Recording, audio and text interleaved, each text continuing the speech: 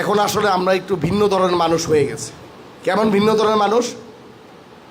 আমার কাছে অনেকে আসে যে ভাই মসজিদের কাজ ধরছি, ইউনো সবকে বলে দেন অথবা আপনার তরফ থেকে কিছু সাহায্য করেন।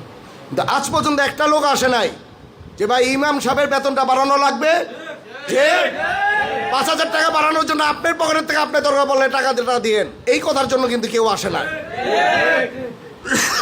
আপনাদের। তারপর আপনারা দেখেন, আপনারা যেইভাবে করে থাকেন, যতটুকু অর্থের সাথে থাকেন, আপনাদের দেখলেই মন থেকে একটা শ্রদ্ধা আসে।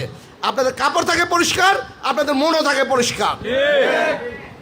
তবে আমি আশা করব গোলান্দালি ইউনিয়নের প্রতিটি মসজিদের সভাপতিদের, ইভেন ওই মসজিদের যারা কমিটি আছে তাদেরকে বলবো, একটি সমাজের সবচাইতে গণ্যমান্য ব্যক্তি সমাজে চলার জন্য তার বেতন যতটুকু হওয়ার দরকার আপনারা সেই বেতন দিবেন, নাহলে আমার চেয়ে চাইবেন আমি আপনাদেরকে দিয়ে দিব।